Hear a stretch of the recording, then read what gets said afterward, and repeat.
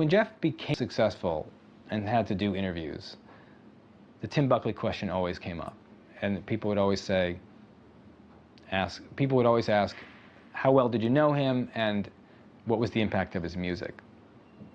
And Jeff would always answer that he only met Tim once, that he knew of, that he remembered, and that's true, when he was 8. And that the music didn't have any impact on him, that he grew up listening more to you know, Led Zeppelin and sort of classic rock of the 70s, and then in the 80s he got into the Smiths and a lot of British bands at the time, the Cocteau Twins and so forth. And all that was true, but he did actually have all of Tim's records growing up. He had all the vinyl records in his bedroom. When he was asked to participate in a Tim Buckley tribute concert in '91, he knew all those songs. When people would say, well, maybe we'll sing this or that, he would say, oh yeah, I knew that. Oh, let's do this song, let's do that song. So there's no question that he knew Tim's music. He liked some of it based on Jeff's journals. He loved the experimental period. He loved Lorca and Star Sailor. And it was very clear he didn't want any association between him and his father. What he was doing, he wanted to be his alone, and he didn't want anybody saying that he sounded like him or, you know, was influenced by him, but I think he was influenced by him. I don't think he could help it. His eclectic choice of material was, you know, was a lot like Tim. I mean, Tim wrote his own stuff, but it was incredibly eclectic. I don't know of anybody, maybe they're out there, but I don't know of anybody who has either the temperament or the talent or the voice to draw from Tim's music as much musical substance as Jeff did. Jeff listened extensively to Tim's music. He practically memorized Tim's music, the whole of it, but especially Lorca and Star Sailor, which he praised to the skies, especially Star Sailor. Jeff has his father's pipes. That's obvious. And in a way, he uses them to much better effect. He learned from his father's vocal exuberance, because Tim was like a gymnast. He would just bounce all over. And a lot of it worked, and a lot of it didn't work because he was cutting new ground. So Jeff had a great, you know, focus. So he focused that formidable vocal talent that his father had into a more coherent, musical, melodic, controlled product, as it were. Same kind of vocal range, the same kind of approach to the guitar, and that it was complete. He worked with a bloody Telecaster and an amp, and that was the total accompaniment. That's hard to do. It's hard to make an electric guitar work as a solo instrument, you know, behind a vocal, and he really did it well. Tim's career was also an influence in a non-musical way. Jeff knew all about the basic trajectory of Tim's career, from reading about it in rock encyclopedias, from tracking down Tim's friends and acquaintances and picking their brains. And I think he saw Tim's career as the ultimate cautionary tale, that, especially in the sense that I think he saw the way that Tim pushed the boundaries of his music and experimented and just followed his muse. And Jeff always admired that about Tim. But then he saw the way that Tim basically then had to give in to the record business at the end, and the harsh realities of the business of having to kind of quote unquote sell out and make rock records. And Jeff saw where it got Tim, which was not very far. He made music that wasn't as good as his experimental period. He ended up kind of broke and embittered and died of a drug overdose. So, and I think Jeff absorbed all of that. The very first interview that Jeff Buckley ever gave was when he was in high school, and he had a little band, and his high school newspaper in Laura High School in Anaheim, California, interviewed him. And he gave a quote in there saying something like, well, we don't want to be successful really fast. We want to just work our way up, because if you become like a big hit, if you have a big hit or you're very successful right off the bat, there's nowhere to go but downhill. And now you're thinking, how is a 16-year-old how does a 16-year-old know that? And I think that comes from Tim. That reading up that Tim, Goodbye and Hello was supposed to be Tim's breakthrough record. It was going to be the big hit, blah blah blah. And that was sort of that was Tim's peak in terms of how the record business saw him, and it was all downhill from there. He got weirder and stranger and all this sort of stuff. And so I think Tim,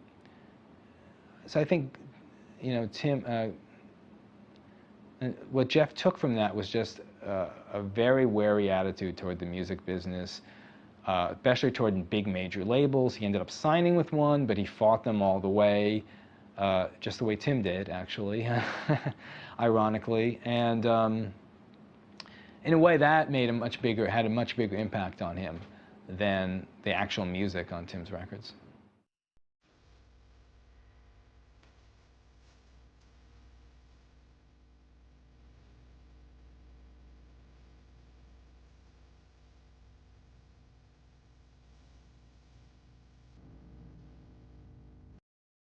Bonjour, bonsoir, bienvenue sur la chaîne du Sorcereur, sûrement l'un des sujets les plus importants pour moi de la chaîne.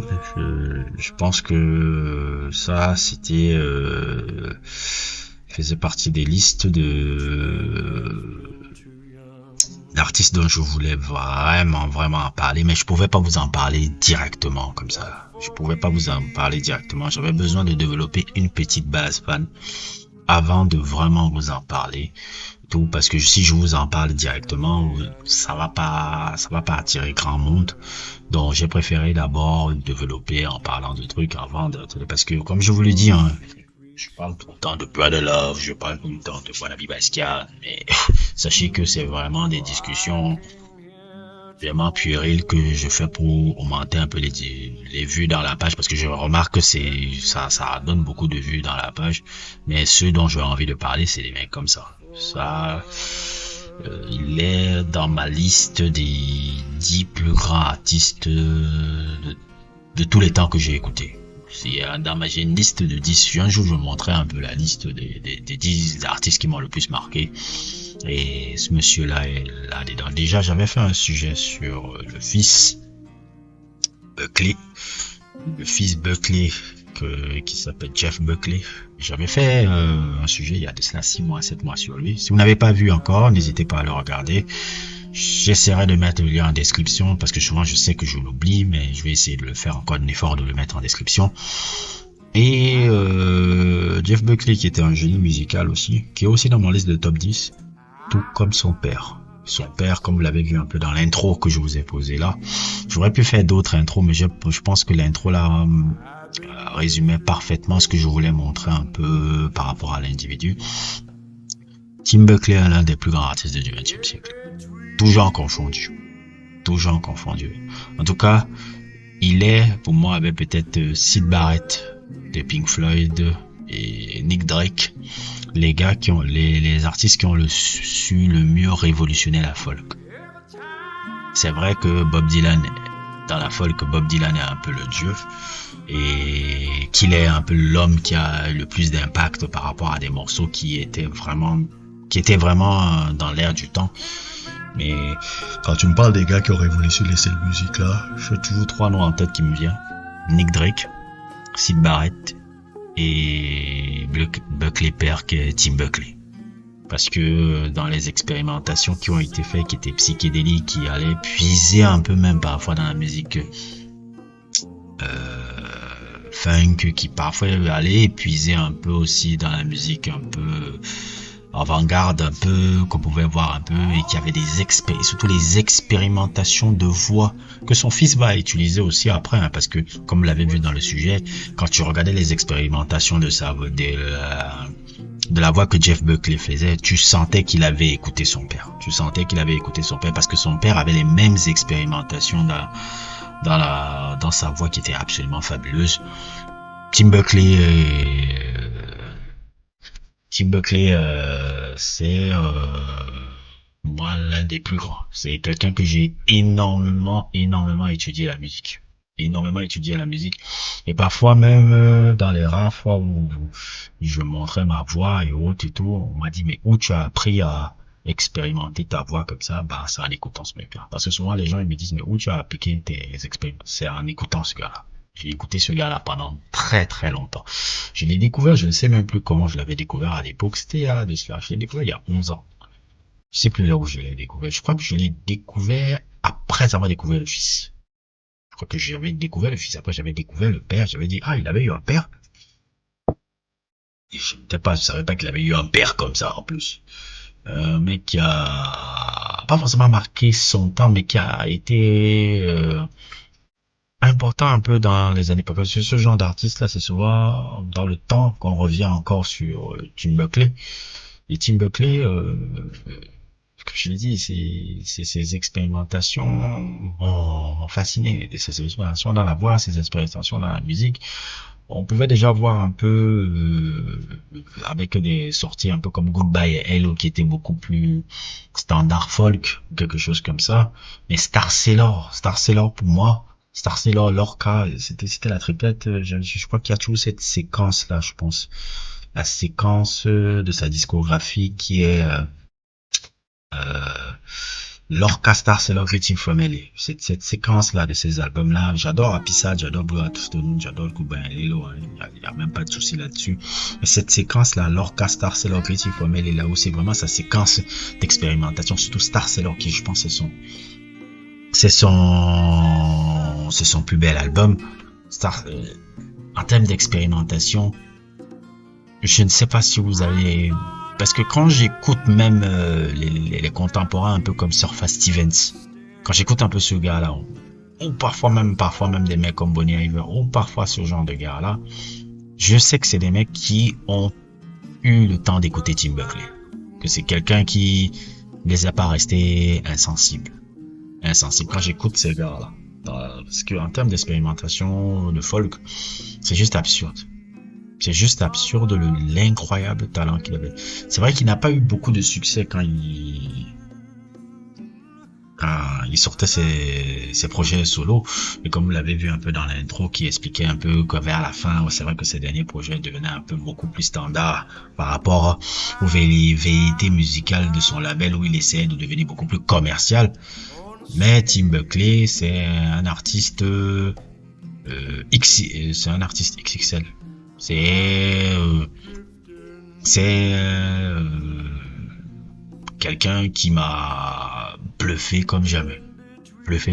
Si pour ceux qui sont si j'avais des proches qui pouvaient vous en parler, je dis, il y a un moment donné, pendant plus de 8 mois, j'écoutais que sa musique. J'arrivais pas à écouter autre chose. Dans ce truc Star Sailor avec des sons comme Monterey ou Lorca avec le son que vous entendez là qui est un son tiré de l'album Lorca qui s'appelle Drifting. Moi quand vous écoutez dans les expérimentations dans la recherche poussée de déstructurer sa voix, franchement j'ai rarement vu un truc comme ça. Jusqu'à aujourd'hui dans la folk, j'ai rarement vu une voix pareille dans la folk. Et c'est un peu tragique, un peu son histoire de ce genre d'artiste, qui n'était pas forcément un homme familial décent, puisqu'il a abandonné sa famille, il a abandonné sa femme, sa compagne et son fils Jeff Buckley qui le connaissait pas vraiment, comme vous l'avez vu dans l'histoire. Jeff Buckley n'était pas forcément fanatique humainement de son père. Si on peut dire que il a suivi quand même ses traces. Il y a un très beau film même qui raconte même la relation interimposée un peu des deux. Ça s'appelle Greeting from Tim Buckley. Ouais, je crois que c'est ça. Greeting from Tim Buckley, c'est un film je crois que c'est un acteur qui jouait Jeff Buckley, ça montrait un peu le parallèle entre Jeff Buckley et Tim Buckley. C'était un bon film, c'était pas forcément un film exceptionnel, c'est un bon film mais qui peut bien expliquer un peu le parallèle entre ces deux personnages uniques un peu de l'histoire de la musique américaine. Voilà, c'est rare dans la musique américaine qu'il y a deux génies comme ça, que père et fils sont des génies comme ça. C'est très rare.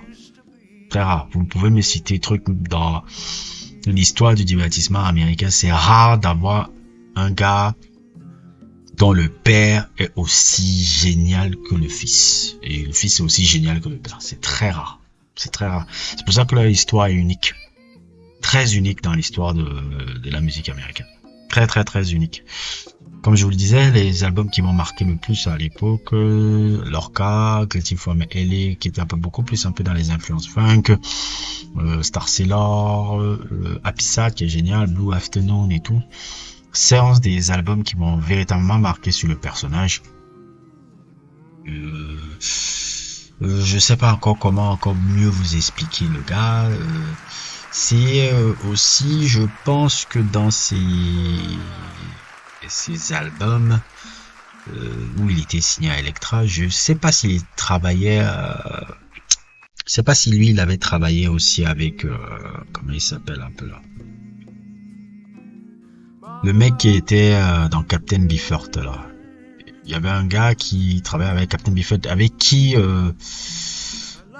Jeff Buckley avait commencé à travailler d'ailleurs, parce que les premières compositions de Grace, l'album de Jeff Buckley, c'était justement avec ce gars-là. Attendez, je vais rechercher encore parce que moi j'aime pas raconter des conneries.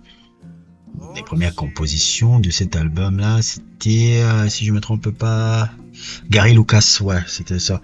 Je pense qu'il y a eu des projets que Tim Buckley a fait avec Gary Lucas, si je me trompe pas. Gary Lucas qui était un des guitaristes du fabuleux groupe de Captain Beefheart qui est un des bluesmen aussi légendaires un peu des années 60 là, 60-70. C'est quelqu'un que j'essaierai de faire des sujets sur lui, mais là c'est un peu complexe de faire des sujets sur Captain Beefheart un peu.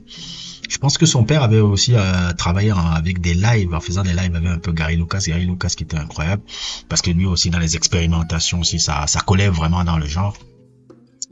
Et voilà quoi, moi c'est un artiste que je vous propose de découvrir. Si des gens qui sont amoureux de folk, et quand les gens me parlent souvent tout le temps de Bob Dylan, oui c'est bien, Bob Dylan, voilà les albums de Bob Dylan que je kiffe, Blonde, et ces deux-là, Blonde et surtout celui-là, Highway 61, que je pense que c'est le meilleur. C'est beau aussi de découvrir un mec comme Tim Buckley. Tim Buckley, c'est vraiment quelqu'un qui est excessivement différent dans l'approche musicale et dans l'expérimentation. Quelqu'un qui peut-être était en avance sur son temps. Peut-être quelqu'un qui était trop innovant pour son temps aussi. Quelqu'un qui est mort à 28 ans. Là où son fils est mort à 31 ans. Je pense son fils est mort à 31 ans. Lui, il est mort à 28 ans. C'est un peu paradoxal, hein. C'est paradoxal. Des gens qui ont des courtes vies, mais qui ont une courte vie intense, qui ont marqué beaucoup de personnes. Ben, moi, c'était ma manière un peu de rendre hommage à ce fabuleux artiste-là que je voulais vous présenter aujourd'hui. Et tout, et vous donner aussi l'occasion de découvrir un peu celui qui fait partie de je pense, de mes plus grandes influences musicales. N'hésitez pas à liker, n'hésitez pas à vous abonner, et à plus pour d'autres aventures.